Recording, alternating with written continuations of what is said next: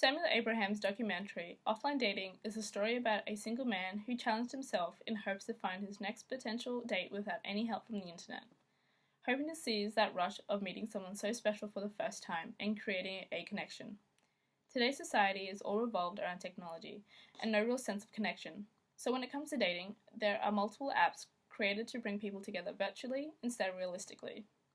This is the concept Samuel Abraham hoped to explore in his documentary.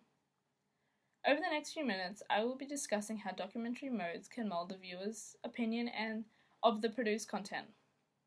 Also being discussed are which modes are developed within my chosen documentary and the way the theme and story are presented within offline dating.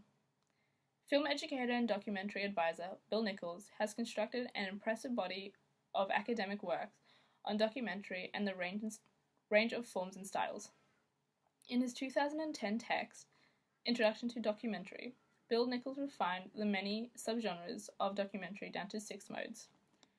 These 6 main documentary modes are expository, poetic, observational, participatory, reflective, and performative.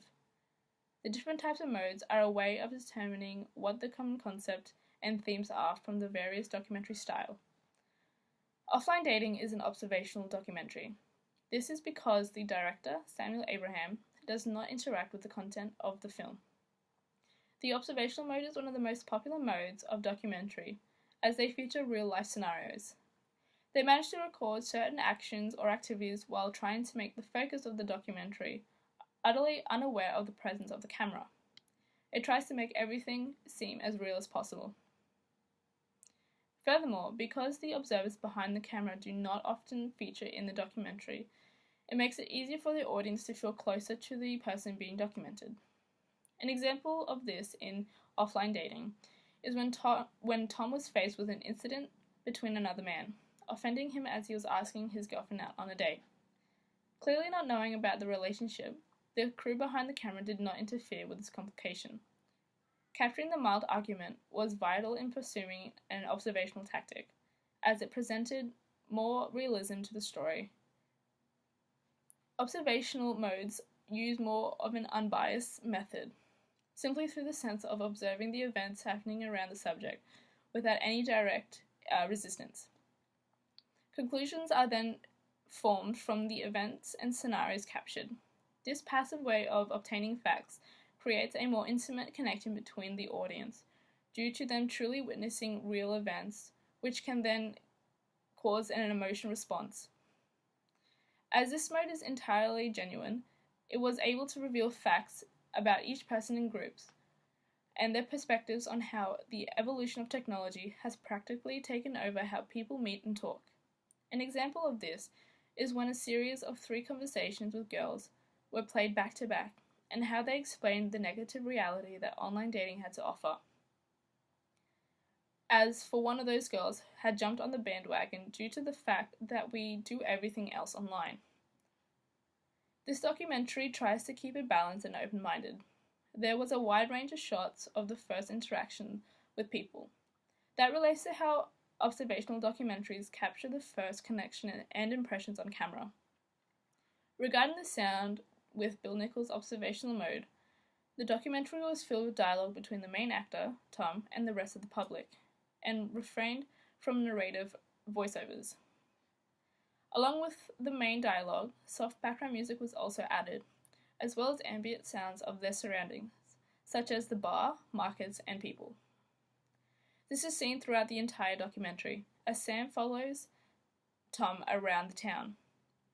Involving the public's interest and opinions build the structure and development of characters, helping understand the differences between Tom and his old-fashioned theory to others desiring the idea of online dating. The pace of the documentary was quite slow, with a few long drawn-out shots for effect, while then the pace would speed up when in contact with other people. This way of editing engages the audience with an important outcome of the documentary, giving the viewers a subject or story that they can hopefully relate to. The style of documentary presents a modern vibe due to the imagery and choice of topic. The way Samuel Abraham has created offline dating mainly includes various cutting shots between each interactions Tom was in. Within each interaction, the footage would not always stay on the one subject, but still cut between different girls. This was seen by when different people would give their own opinion and advice on how Tom was addressing the matter of finding someone offline. The fact that Samuel was able to capture those moments where Tom was given more suggested ways in approaching a person was a very informative aspect. Not only because even though most people expressed that the idea of him doing that was strange, but because they still had preferences on how they would have liked to be approached. This documentary focuses purely around connections and being somewhat of a social experiment. Offline dating isn't just about the obvious problems in the lives of most single people, which is how to make a connection with a future partner. This production was beautifully created in the style and form relating to young viewers, where they are able to build their own opinions about the reality check Tom was given. The modern feature of softening the colours and effects on the video really created a warm touch to what is a genuine documentary. In an age where the importance of mobile devices means we're online and able to communicate with others whenever we choose, Samuel Abraham's documentary follows an ever-increasing view that this eagerly available connection is making people more disconnected to the physical world.